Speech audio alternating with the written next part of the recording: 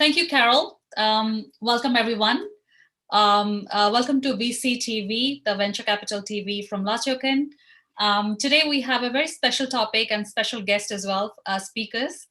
It's about investments in AR and VR. And so today we have two speakers from Hong Kong and from Kenya. Before I introduce my speakers, I would like to introduce myself. Those of you do not know me, myself, Sunny Mohanty. I'm the Regional Director of LATOKEN, and I'm based here in Singapore.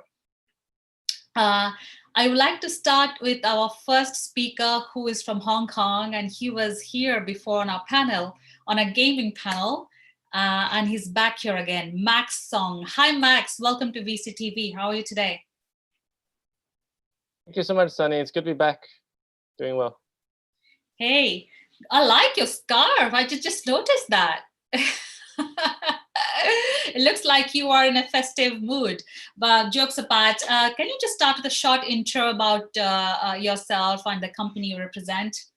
Thank you. Definitely. So I'm currently a venture partner at a Hong Kong-based family office. It's a pretty big group. We have holdings in telecommunications and insurance and real estate as well. I've been there for almost 3 years. I joined them originally to look at AI and TMT, and later also blockchain investments. We've made a few investments in exchanges and public chains and DApps, and I've really monitored and seen the evolution of this entire industry over the last few years. Very excited to see where it's going to go. Big believer in digital assets as a concept, especially as it relates to VR. So very excited to share the stage with you and also Chief and talk more about where this opportunities could lie. Thank you.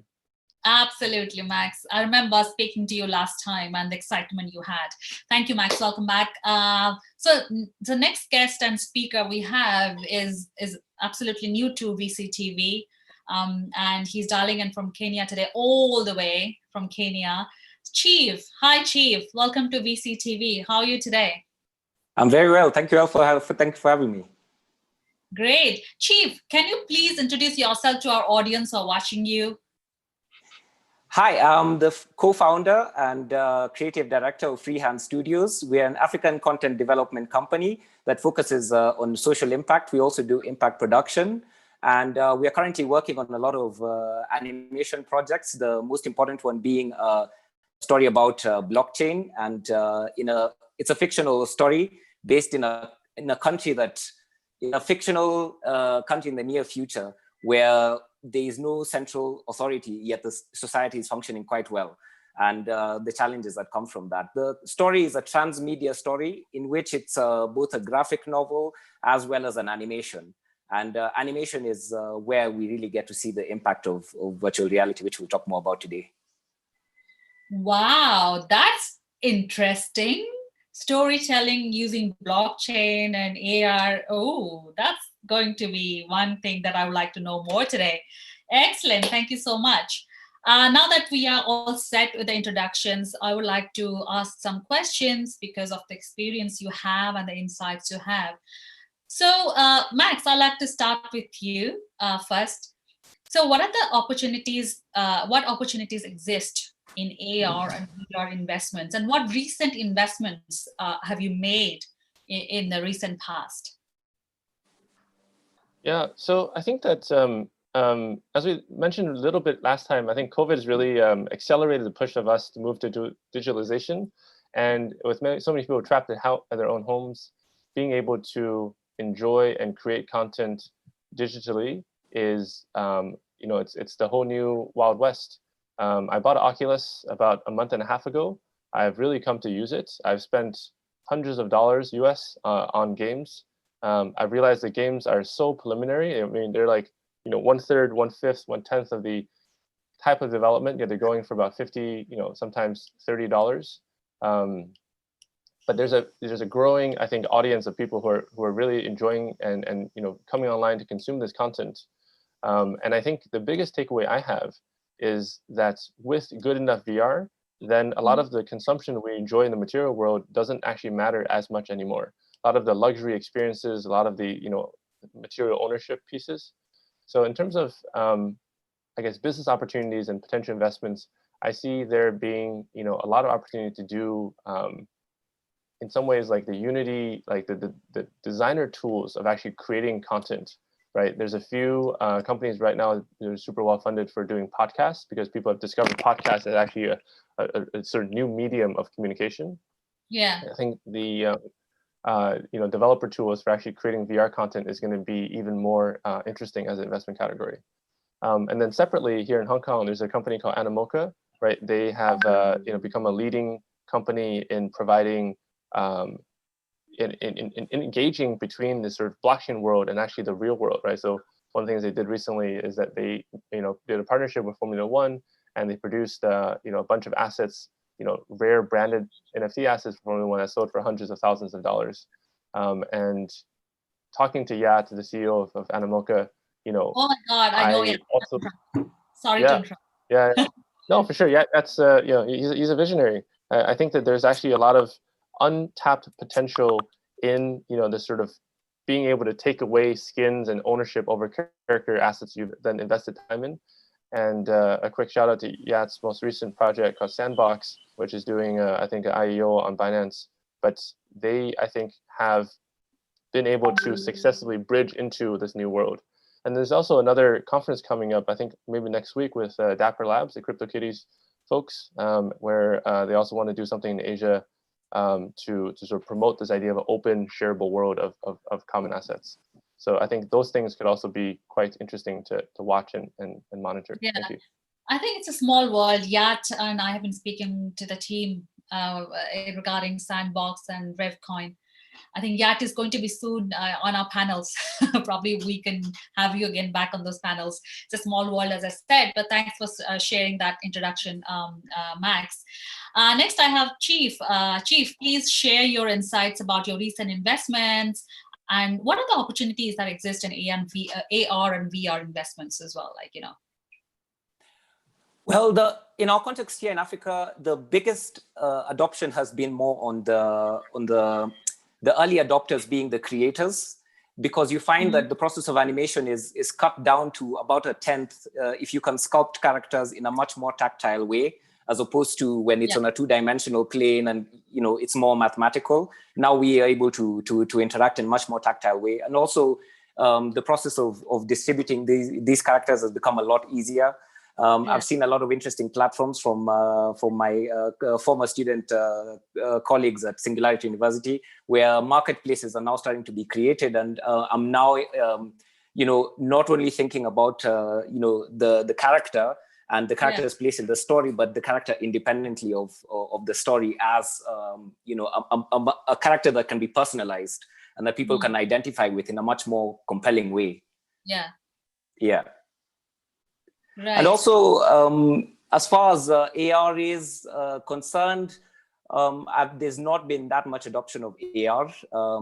So the early adopters are just the people who are creating. And the more and more we have content that's custom made for these environments, it's not exactly like making a film on a 2D plane, because there's a lot more agency that the person has inside these environments. They get to choose a lot more where to look at a given time. In form, it's much closer to a comic book, much closer to a graphic novel, where somebody has their own agency on how quickly they turn the page. So the direction in storytelling has been given back to the user to some degree with this new medium. Yeah. So could you please tell us, our viewers, what's the difference between AR and VR? So AR, you do not leave the physical environment that you're in. You use a device to have other filters put on top of the physical environment. The common example is Pokemon, where people could go into a place and look for this, virtual object. So it overlays the existing environment using either a phone screen or goggles or something like this. Whereas virtual reality, you completely surround yourself in this, virtual environment. And it's not uncommon that I've had this experience myself, where I'm inside there and it's at night and you go on until midnight. But if it's during daytime inside that environment, you kind of lose track of time. So it's very immersive. Right. I mean, neuroscientists can talk to a much more detail as to how immersive these environments are and how they affect our physiology when we are in them, which has implications for military training, flight simulation, things like surgery. You can really get a sense of what it's like to have to respond to these sort of environmental scenarios, which would be much more expensive to do in real life. Yeah.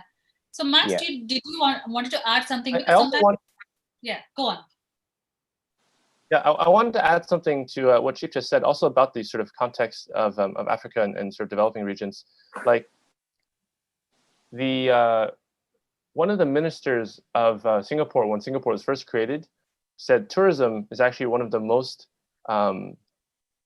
acceptable ways actually for developing countries to receive money from developed countries. And I think today, we also still have this big question of how will the other 3 billion people around the world, have their income and their livelihoods improved, right? Now that we know that climate change is bearing down upon us, we can't so free consciously consume content the same way that we can, when it can consume materials, right, back in like the industrial ages.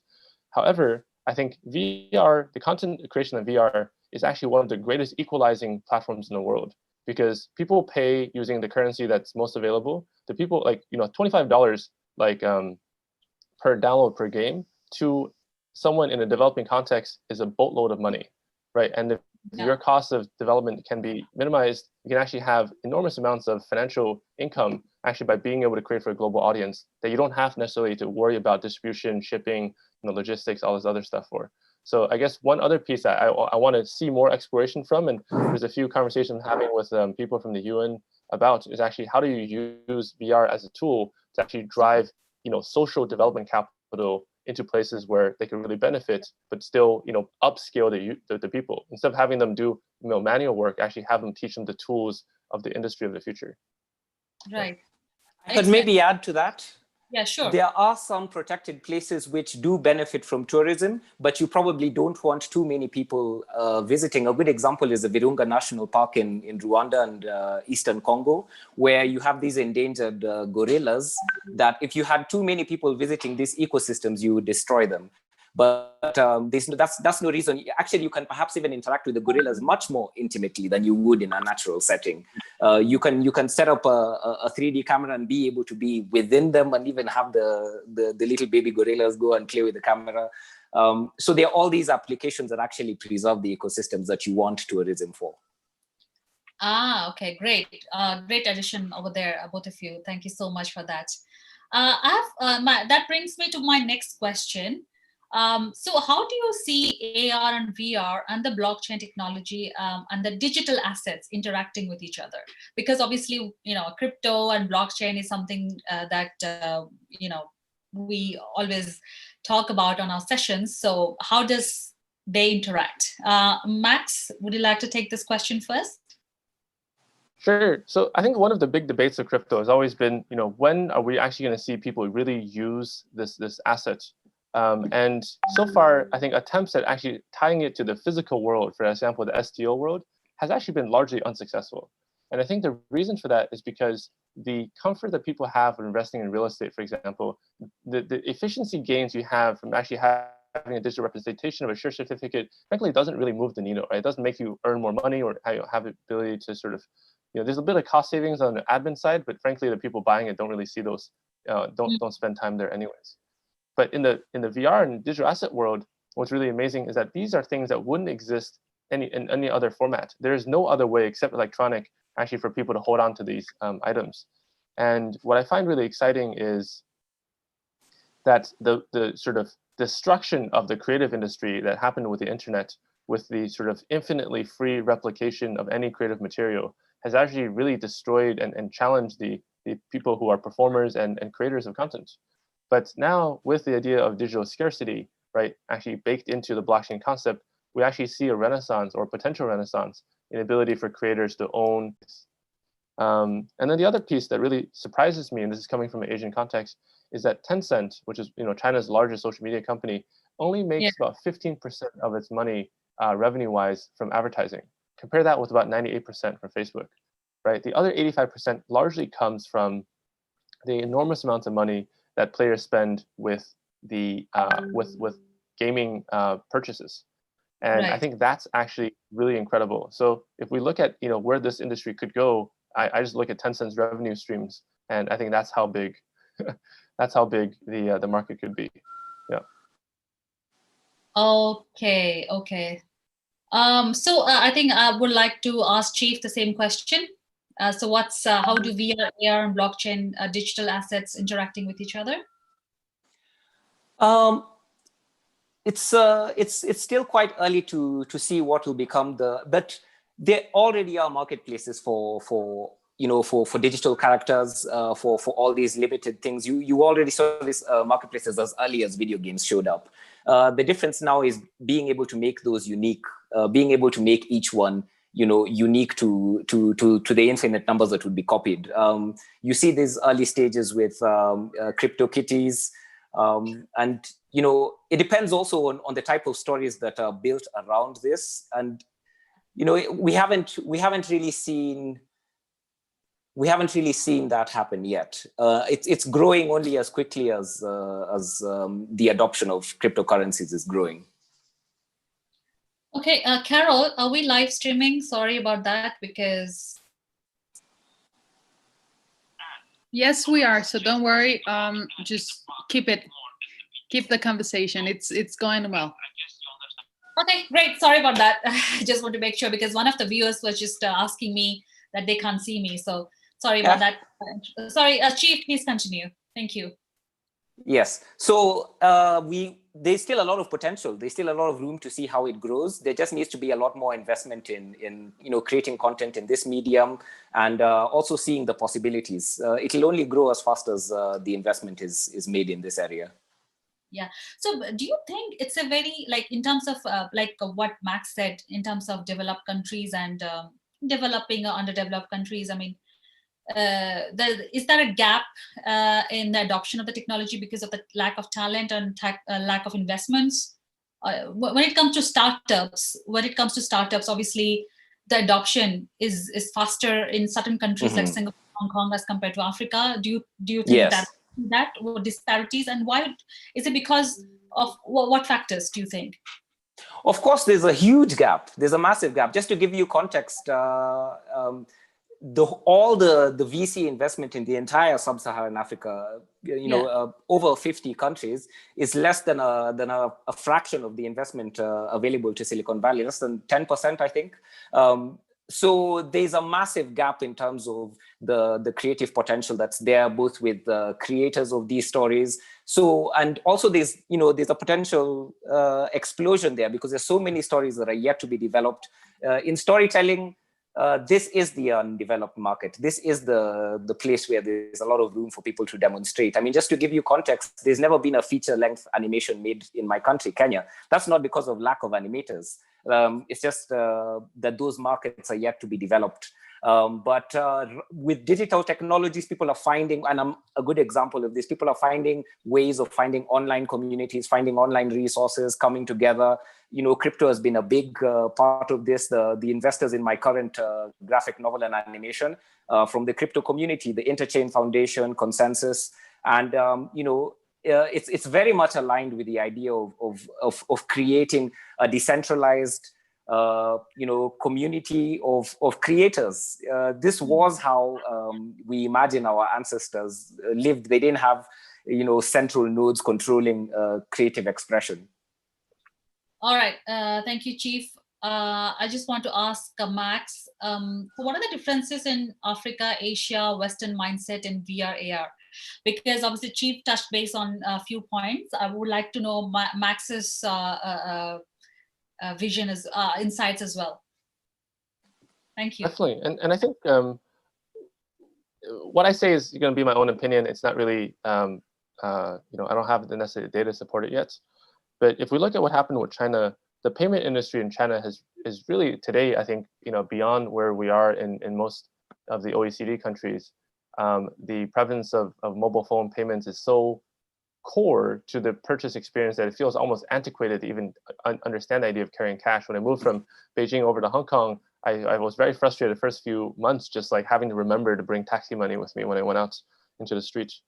And I think similarly, the physical reality and the material comfort in the OECD and developed countries are already present. You know, when VR goes and competes with it, it has to compete on a higher level. In developing countries, the ability for you to enjoy a nice experience, right, to enjoy, you know, luxury, actually is so much harder to access unless you're actually at the very top percentile of your, you know, country's economic class. So I sort of have the opinion that adoption of VR in developing countries is going to be massive. It's going to be scaling, you know, hundreds of times faster than adoption inside, you know, traditional places. And then I think the other piece of it is the productive potential of VR is something that people don't really think through yet.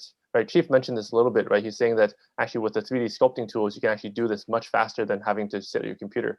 But if we think about the ability for people to do knowledge work, right, with a headset and some controllers and a keyboard, you don't need to have fancy office space anymore. You can be literally in the middle of a field and you could be working on complex architecture design and programming, right? And your programming screen is, you know, is plasma TV scale. You can actually have movie theater size programming interfaces. So I think that ability is going to dramatically onboard, right, millions of people whose talent is currently being sort of cloistered by their access to the market. Max, sorry to interrupt there. Sorry to interrupt because I have some question for you. So you said that you put on those goggles and because I have played some games by putting on those goggles and I have a 3D effect.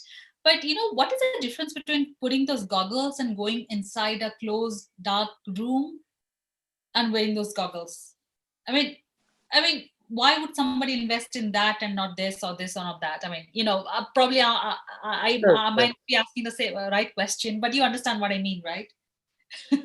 Yeah. So to me, you know, it's really about the requirement of physicality, right? Like in broad daylight, right, in the middle of the road, you know, on your way to the supermarket, if you have 25 minutes, you can slip on your goggles out of your pockets, right? They come in a carrying case.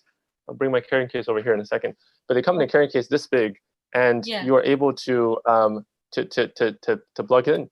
You know, there's no requirement. So your surroundings could be quite shitty. You know, you could live in a terrible place, you know, with bad neighborhood, all this stuff. You could live in a small apartment like many of us do in Hong Kong, and when you put on the goggles, you're in the middle of the savannah, right? You can see for thousands of miles. So compare, you know, what really changed the game for me, you know, between seeing what VR can do between the Hive, the HTC Hive, Vive, which actually requires poles. You need to actually put physical poles inside your room in order to coordinate where you are. And what they've done. Sorry. Oh, what does it require? Physical poles, did you say? Oh, poles. You need physical hardware that goes into your room to track your headset in relationship to your room space, right? And now with Oculus, they have this. They have these infrared cameras at the very outer borders, so you're completely wireless. And so I can use the Oculus in a supermarket, right? Wow. So the slippage, right? The ability for you to change between interfaces. I'm just going to go get the Oculus right now. The change between interfaces is literally there's no delay. You know, there's no shortage of time. So here's the headset, right? It's literally in my hand. Like, you know, this headset is all you have, right? And then the cameras here. There's like 4 of them in the top, right? So these 4 cameras allow you to paint, and then they do machine learning to figure out like where you are in the room based on what these 4 cameras see. But like this can put in your backpack, and this is having a movie theater. You know, like when people talk about the mobile phone, right? Like imagine like you're in 2000. People say this like smartphone device is going to change everything, right? Like people are like, I don't really get it. Like, what's the point of this thing, right? Like we already have all of the functionalities we have already, right? Then Steve Jobs comes and he says, actually, you know, I'm about to unleash a music player, you know, a sort of something else, a computer, a calculator, you know, 50 devices, and it's all available here. Like this is like the 1.0 of this, you know, because this screen is this big. You know, this screen is your entire visual cortex, and I think that, you know, there's no doubt in my mind that this VR thing is going to be probably like 10 times in terms of market cap of the entire mobile phone industry. So I have a question, because, you know, I have played games using this thing, but do you feel dizzy or like little, I mean, do you feel dizzy after a while? Is it? So I bought the Oculus One, right? This is the first version of Oculus before they actually were bought by Facebook. And there was motion sickness built in there. Like I was playing these roller coaster games, I would like, want to throw up after 2 hours. But now with this thing, I've been, using this for, let's say, 2 hours a day, on days where I'm, have a lot of free time. And so far I've been relatively unaffected.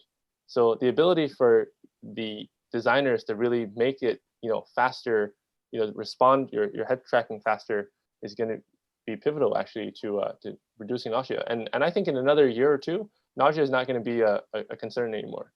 Yeah, it's going to be a solved problem. What about if you're wearing glasses, like the power glasses? Do you have to take them out, or you can have the power glasses on and you can still use that? No, I keep my glasses on. On. Right. Cool. Okay, great. Good to know all these little insights which I didn't have any clue of. So my next question would be, okay, so what are the new forms of storytelling possible with AR, VR? This question is for Chief. Wow, I was just enjoying everything that Max was describing. This is very much our experience. My first device actually had the inbuilt sensor, so I take it completely for granted that you can be able to move within a space. For people who want to take the next step into the stories, which I think is a natural point, there's only so much Marvel that you can watch of explosions before you want to go deeper.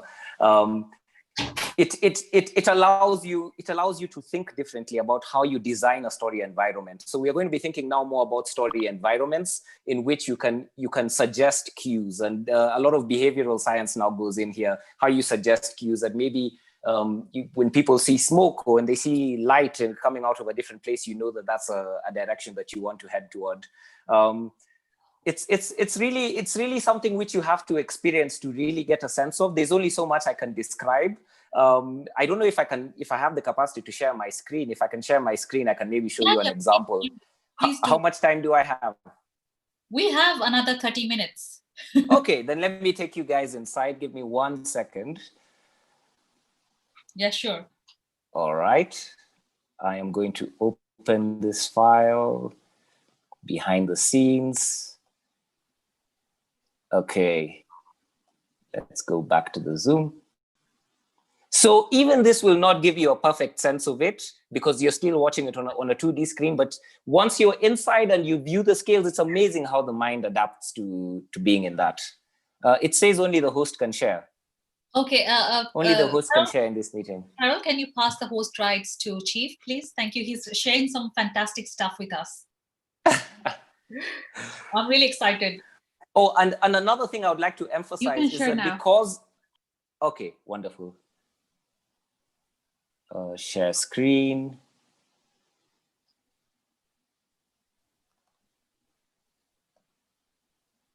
Can you see my screen? Yes. All right. I don't want to know where you come from. So you can see the modeling process happening inside the virtual environment. Previously, you'd have to have on two separate screens your reference material and then the sculpting, but now you can just put them in the same environment. You want to build an elephant, put up the elephant there in front of you and just start the process. You can bring in virtual materials. There's no scarcity. You have an infinity of space and material. I'll just keep skipping ahead so you can see the process evolve.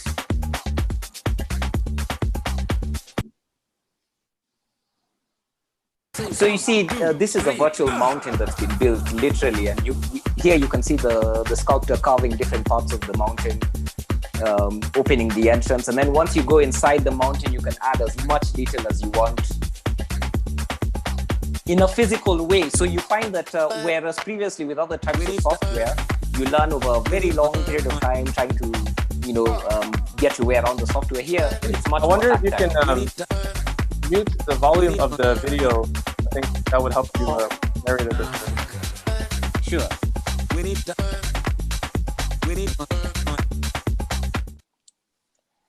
Yeah. Hello? Wow. Yeah. So basically what I was saying is that the learning curve is dramatically reduced. It's dramatically reduced. And I imagine that the people who will benefit most from this are going to be children because unlike me, who spent about 9 years learning a different way of doing things, and then now lately is when I'm trying to adapt to a new way. For the kids who are coming up now, it's going to be much more intuitive. They're going to be thinking about, and I wonder what it'll do for our relationship to the world once we come out of this, virtual spaces. So in terms of storytelling, what do I see here? What do I see? Is somebody? Yeah. Is see volcanoes? If you forward it to the end, Chief, if you just show the final product of what this creation process looks like. So let me forward this to the end. You can see this is basically a giant cave that's being built now. Yeah. Literally, as you've been seeing before your eyes, this environment has been built. The staircases are going in. So you'll be able to go inside here, and let me show you what human scale looks like in relation to the object. So to the end, that's the character. That's the character at the end, moving into the space. Let me stop the share. Yeah. Wow. Yeah. Yeah. I can stop the share. So wow, that's so fascinating. It stopped? Yeah. It stopped. Yeah. Very fascinating. Yeah. So okay, there we are. Yeah. So I mean, for the kids, it's going to be something that they're going to take for granted. They're probably going to want their phones to come with this capacity. The smartphone proliferation is quite large already in Kenya, and people are already accustomed to using digital currency. I think per capita we're one of the highest countries in terms of the use of digital currency, and one of the first countries to do this. I see the use of digital currencies to go with this digital assets as being the next step. And it's the biggest obstacle has been the fact that the interface is slightly more complex than it was with, say, something like M-Pesa. I don't know if those of you on this call know M-Pesa. I know. So that interface is now what we're going to have to crack to make it a lot more intuitive. And obviously education will come in the form of books like the one we're working on currently. Yeah. So I think because of COVID-19 and the pandemic, I mean, these technologies, these adoption of AR, VR is going to probably, it's going to go exponentially, it's going to exponentially increase in adoption and traction, because people locked down inside home. They cannot travel. They cannot go to crowded places. So all they have is access to these, right? Yes. So Max, do you think your portfolio companies have got benefited by obviously their revenues have gone up, and their traction and has gone up, or the user base has gone up, exploded during this time? I've been on a few calls where companies that sort of you either do online e-commerce or sort of online anything, right? Their growth curves are really hockey sticking. It's really quite incredible. There's a digital bank in Hong Kong that the family office is an investor in, and the amount of signups that they've received is just like multitudes of what would be before. I think I personally am very bullish on more gaming. Like, to be honest, it's an area where I haven't necessarily become an industry insider in as of yet, but it's obviously through personal interest and also professional developments, we're sort of getting more exposure to the white hot center of what's happening, right? Mm-hmm. And I think the consumption patterns are really going to change dramatically. Like, before, you would see in the 1950s these like magazines of like people really selling like household kitchen appliances. That was the way you made a lot of money. Tupperware parties. Yeah. Now it's about that was the viral social marketing for the consumer class, right? There's like brochures for like buying a dishwasher. Like, today it's a live stream, right? A live stream with someone who is already using AR to augment their facial appearance so they look like an anime character, right? And then they are then selling digital goods, right, through the live stream, and then payment is happening literally as people watch, right? And that's like sort of where that's the bleeding edge of where this kind of commerce is happening. Man, it's gonna be super crazy. So because keep on hearing from investors, like other panels, on other panels, that sometimes blockchain technology is not applicable to a particular sector, and don't forcefully put it into that sector just for the sake of it and to make it look very fancy, the blockchain technology. But why do you think blockchain and crypto are the best use case for AR, VR gaming industry? No, maybe Chief can go first. Yeah, Chief, please. Could you repeat the question, please? So why blockchain technology and cryptocurrencies are the best use case for the AR, VR, and the gaming industry? I think I like to stay agnostic about a technology. I like to let the adoption itself speak for itself. The place that you would suspect that you'd see the most adoption is places where currencies are already volatile. If you're in a situation where you're suffering 1,000, 1,000,000% inflation, then it helps to have, and the government can limit the amount of dollars that you're able to hold, for example, then it might be very useful to be able to move in and out of a currency. Just run with what you have and then do that. But then in terms of games, the people who play games are already predisposed to being early adopters for digital currency. I don't have the data because I'm working as a maker, as a person inside the process. So I'm already inclined to be a holder of crypto. I don't know whether that's applicable to people generally, because I generally find that I'm the one who's introducing this. So I see the benefit for myself. And I try to create useful and beneficial things using that, and we see where it goes. But I think there's already a massive amount of adoption. We are just following the trends as it is. Yeah. Kenya right now is I think the #1 country in terms of digital currency adoption, and the adoption of games. So these things are all growing simultaneously. And I'm trying to see the connection between them, and we are the ones who are going to take this opportunity and create the tools. Even the story that we're exploring, there's somebody who is already using this to build. I thought of the story completely abstract, and I found that just down the road there was somebody who was doing something similar, creating a company which was using decentralized energy and people being able to trade within themselves. So it's kind of a chicken egg thing where you're looking for users and proposing this as a solution, and then needing to kind of, there's both a push and pull. Yeah. So yeah. I think thank you so much, Chief. I think as Max rightly pointed out, Sandbox, they're also just doing their IEOs on Binance. So that explained, I think, one of the successful examples that we have before us.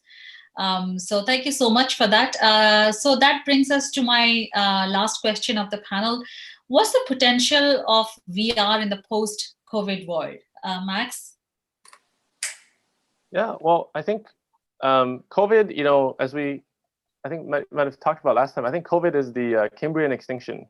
It is literally an asteroid hitting the Earth and like suffocating the air out of the previous dominant species, which are these giant oil guzzling dinosaur-like companies. And instead, we're going to see a lot, a different type of small, nimble, like very efficient, very very consciously, climate consciously aware, sustainably conscious aware companies become the sort of the alpha animals in the ecosystem.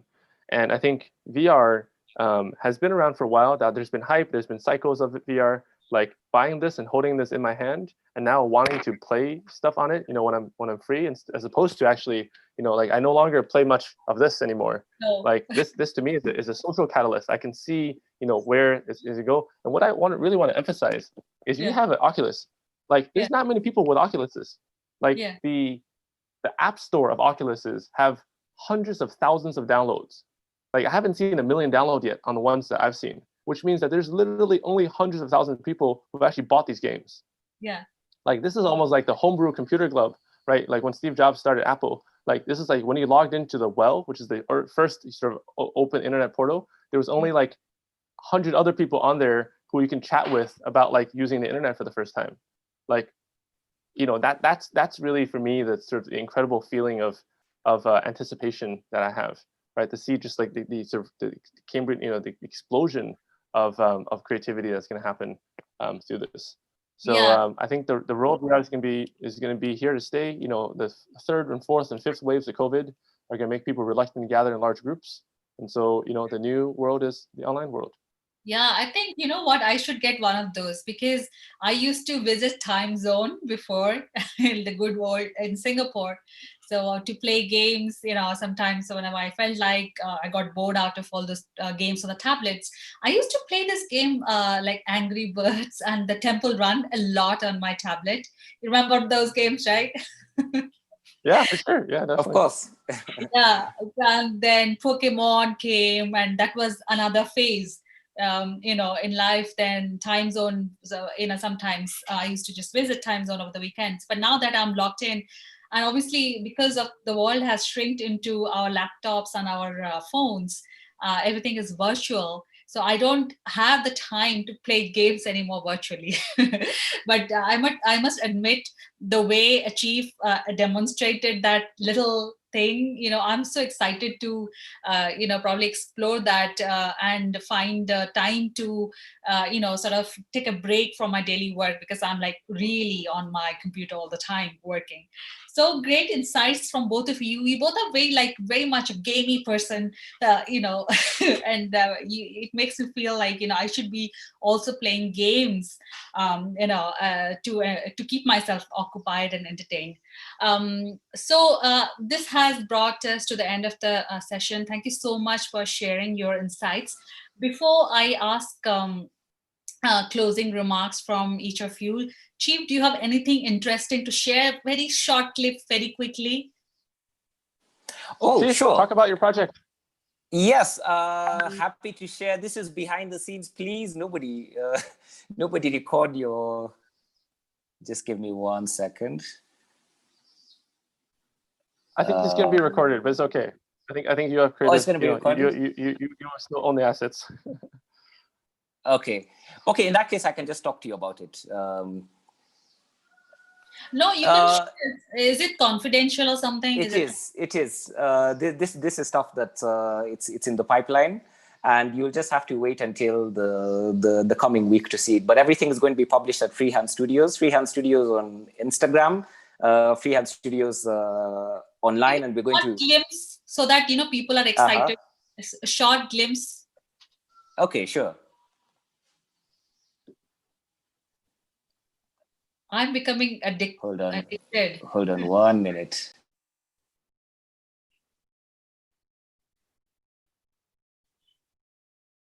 So while Chief is loading it, I just want to sort of speak on his behalf a little bit, right? So Chief, has been an innovator in the Kenyan context for digital animation for a long time, and then he went to Singularity, and then at Singularity he also got a dose of where California's sort of tech scene was, and he came back and he's been integrating the sort of bleeding edge technology with actually the African context.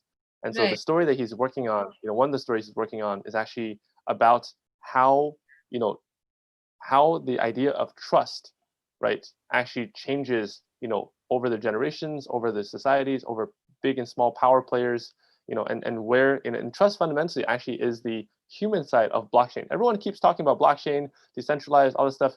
What it actually means to a person is the ability to trust the thing you're using, right? And I think that's actually Chief's gift, his ability to empathize. What is the sort of concrete the touch point, right, for a human being, right, with all this tech stuff happening. So without further ado, obviously we don't trust our banks and intermediaries. That's why the blockchain technology. So what is this? Forget it, uncle. I'm not interested in your money, full stop. I'm just reading it loud. Don't you activists use money like everybody else? So what is this you're sharing with us, Chief? You there? Is he there? Chief, we can't hear you. I think you're on mute. Yeah. You became on mute somehow. You have to unmute the mic. Okay. Sorry about that. Are we together? Yes, I can see your screen now. I can hear you. Yes. This is a scene from Trust. it's the story that we're telling. And like Max was describing, trust is really a human story. At the end of the day, these technologies are just extensions of us. And, their efficacy depends on how they enhance our lives or diminish them. I can tell you from my own experience as a creator, I've really benefited from technology, both the internet, being able to connect with creators in different locations, irrespective of where I am, being able to find funding, to be able to also benefit creatively, meeting people like Max and, traveling. And that's really what this story explores, and the ways in which we can use, technology to increase agency for citizens. So this is the argument, and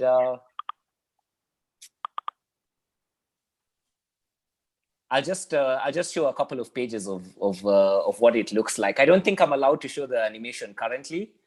You must bear with me, please. Okay, no worries. Yeah, I got it. So I was wondering, how come it just shows me static pictures rather than the animated, fast-moving videos? oh, that's yeah. So I was just telling you about the story, because really the story is the core element. And in all this, especially when you're working in transmedia, the story is the essence, and all the layers that you add on top, they come second. And blockchain and trust at the end of the day it's a story. And once we all inhabit this story, we can much sooner create this world. Yeah. So I think just to add on that, and I can also give my concluding thoughts. One is, I think, I'm really excited to see more of Chief's work live on the blockchain, because Chief is someone who really understands how to cultivate the human connection to the thing, right? The reason the Avengers, actually in some ways rescued, Marvel completely, right, is because people were so invested in the individual character pieces and the interactions between them that they got a kick out of seeing, the old comic books come to life and also take on personalities that then sort of, speak to them who they are. And I think the ability to make a world is going to be the ability to really build value in the future, right? And then you actually have not only yourself, but your fan base make items that matter to the world that then other people can collect and trade and exchange and buy. Great. Okay, thank you for sharing. I mean, you can stop the share if you're done. Yeah. All right. So, Max, continue, please. Thank you so much. Yeah. And I think that what we hope to initiate, right? Hope to encourage, hope to invest in, hope to push forward, and incubate, is actually really powerful storytellers, right? Yeah. Who can then actually stitch together the other parts of the human narrative, and then we will see blockchain adoption, right? Going back to this, think about the choice of Chief's word from the word trust, versus the word, blockchain, right? Like, trust is something you can talk to your grandmother about. Like, blockchain is only something you can talk about the crypto, to the crypto people for. So I think it's really the ability for people to understand the essence of the technology, turn it into, sort of things that matter, and then we can create talismans. The cool thing about NFTs is that the functional utility of NFTs is so under appreciated. Like, with a smart contract, your ownership can be of an entity, right, can be authenticated, relatively instantaneously.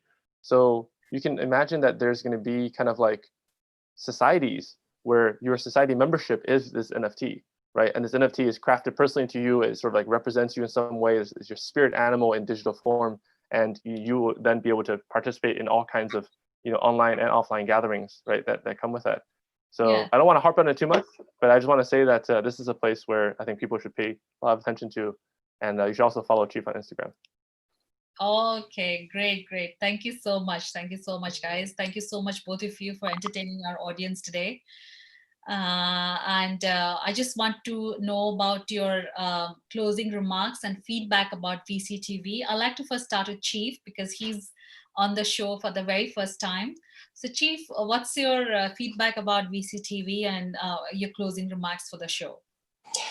Oh, thank you so much for having me. This is not the first time I'm interacting with Vctv. I watched your last interview with Max when he was explaining the different applications and different use cases for blockchain, especially with carbon credits. It was really interesting. And the feedback would be, I came on really short notice.